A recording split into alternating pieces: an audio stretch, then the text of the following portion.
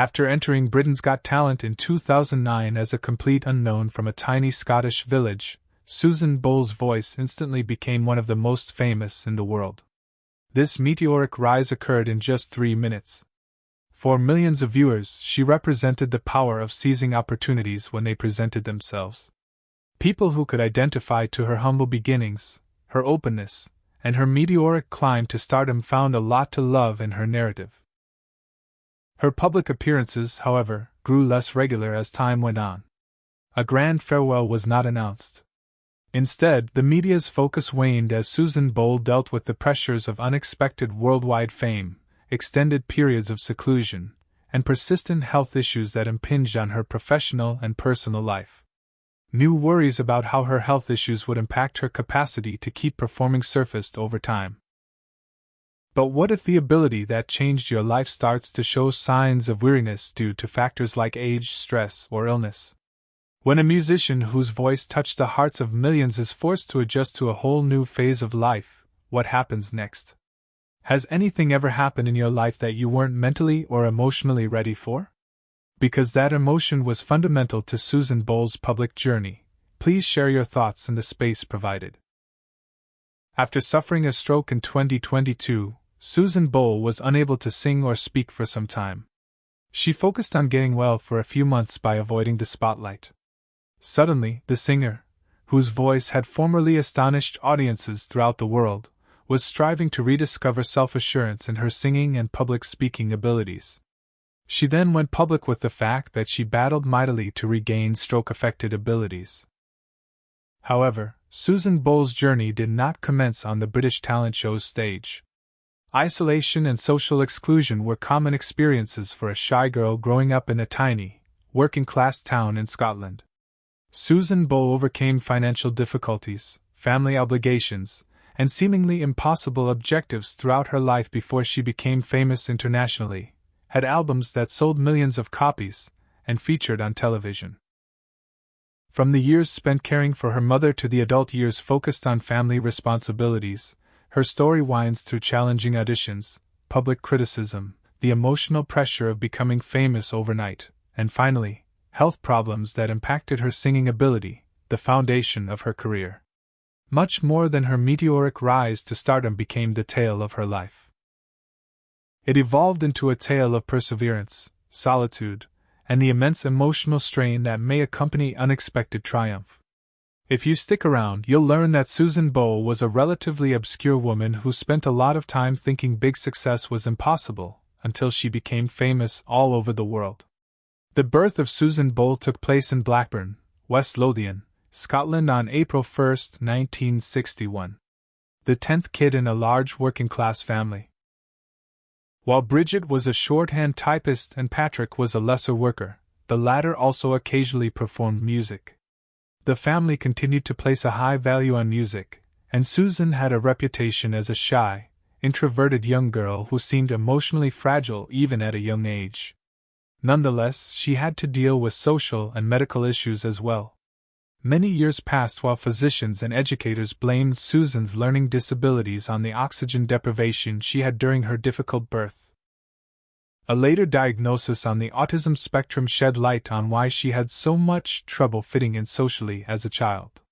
She realized she was different from her peers because of social struggles when she was a little girl. For Susan, school was frequently a lonely and challenging place. She found herself at a disadvantage in a classroom setting where she lagged behind her peers academically. She experienced social isolation and self-consciousness as a result of teachers who misinterpreted her academic issues and classmates who made fun of her speech and behavior. In retrospect, Susan clarified that she was not stupid but rather a slow learner who required more time than most. For a long time after it, she felt less confident. She started to retreat socially and became more silent as a result, frequently feeling lonely. Still, above all her hardships, music was a refuge where she could find solace and self-assurance. Susan found a community where she belonged and felt competent by singing in church choirs, entering talent contests, and practicing at home.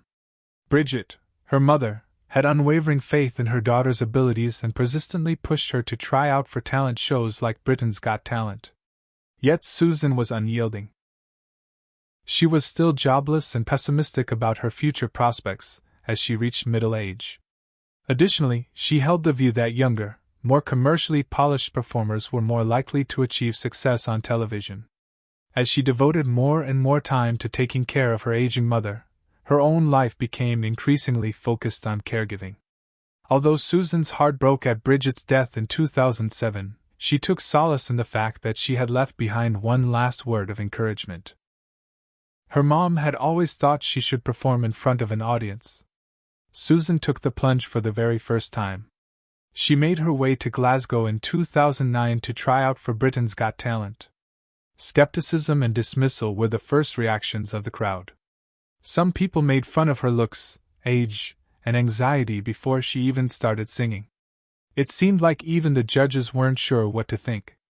The mood of the crowd changed the moment the score of "I Dreamed a Dream" came on. As Susan Bole began to sing, the crowd grew markedly quieter. The moment Susan started singing, the audience's reaction changed accordingly. Before the concert even began, Susan Bole disproved numerous preconceived notions in less than 3 minutes. According to Amanda Holden, the audition was a watershed moment in the history of talent shows. It was at that same moment that many spectators not only recognized Susan's singing abilities, but also understood how much they had misjudged her as a performer. In the blink of an eye, the audition went viral on the internet. Susan Bole became one of the most Googled names in the world when the video went viral, reaching hundreds of millions of viewers in a relatively short amount of time for internet media at the time. Demi Moore and Ashton Kutcher were among the popular people who openly lauded her performance, and her meteoric rise was characterized as remarkable and surprising by several media publications. Many people all throughout the globe could relate to her experience. The story's themes of tenacity, late achievement, and rejection resonated with many viewers. Even though Susan came in second place, she had already been famous all over the world thanks to the media coverage she had received. However, tremendous strain was also brought on by the unexpected achievement. Managing the emotional toll of never-ending interviews, relentless media scrutiny, and insurmountable public expectations became a major challenge. Susan was emotionally and physically drained in the weeks after the series finale. Her new music career persisted through all of the mayhem. I Dreamed a Dream was Susan's first studio album, and it came out in November 2009. With first-week sales of over 2 million copies, the record surpassed all previous debut albums by female artists and became an enormous worldwide hit. At that same moment, the girl who had been misjudged and mocked as a youngster had become one of the world's most commercially successful singers. There was another aspect of the encounter that was quite significant to Susan. This achievement revealed that many of her lifelong detractors were mistaken about her capabilities. Susan Bole had endured decades of social exclusion, health problems, and restricted prospects until she became famous on a global scale in 2009. Even after receiving a standing ovation on Britain's Got Talent, the challenges continued. For the first time ever, her story was front and center in the news. Susan started becoming more forthcoming in 2011 about her battles with epilepsy and learning disabilities, which she had battled since she was a youngster. The illness was tough, but dealing with the reactions of those close to her was even more of a struggle. There was a lot of trouble because people didn't understand epilepsy very well back then. Seizures were a socially uncomfortable and embarrassing experience for Susan because she had them in class on occasion and her classmates allegedly responded with scorn instead of understanding. The bullying she had endured at home for years intensified as a result of the seizures. The way her health was treated was frequently dictated by fear and uncertainty. Susan recalled feeling lonely during a lot of the periods when her parents weren't able to constantly address her health and learning issues. She had periods when her father mistook her conduct for irritability rather than fear or emotional pain. Assumptions about her intelligence and her epilepsy both contributed to the poor views of her skills.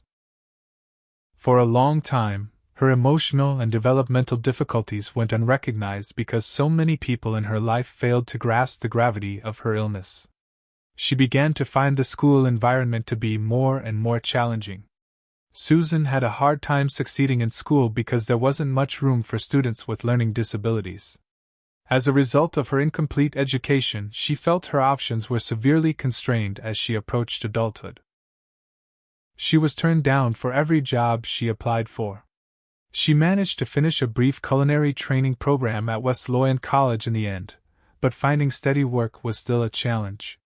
While she battled for personal stability in her early adult years, she spent a lot of time working through temporary government programs. Music was a rock for her throughout those years, providing solace and self-assurance. Before she became famous, she played for decades at neighborhood bars, church functions, and other small community venues. The reason Susan sung was not for the sake of fame or fortune, but rather because it brought her a sense of peace and stability. It was a safe space for her to express feelings that were difficult to articulate in other contexts. Susan Bole was a regular performer for intimate crowds before she became famous to millions, and she brought the same genuine energy to her later performances. Yet, those performances failed to garner much attention from the general public during that period.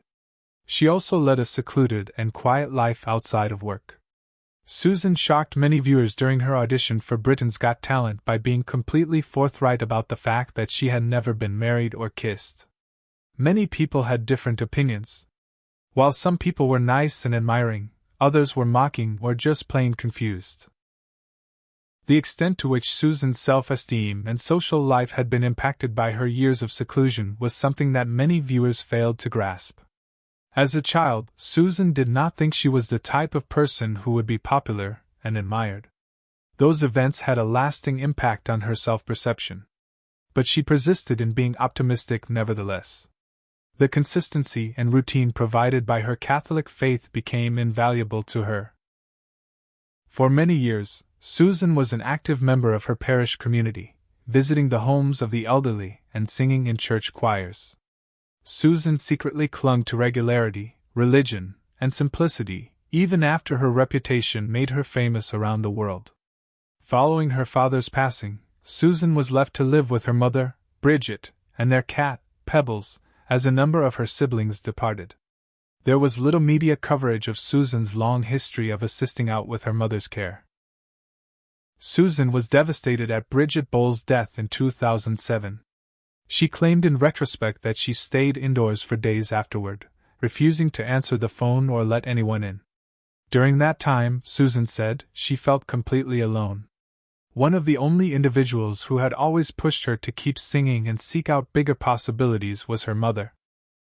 As a result of what happened, Susan had to reevaluate her life's trajectory. She went on to say that her life before stardom was mundane and repetitious.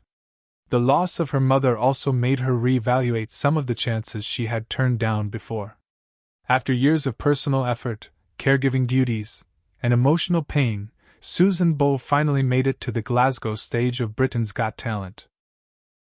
The motivation behind the performance that went viral around the world was more complex than mere vengeance or stardom. At the same time, it was a showcase for a woman's skills that many had disregarded.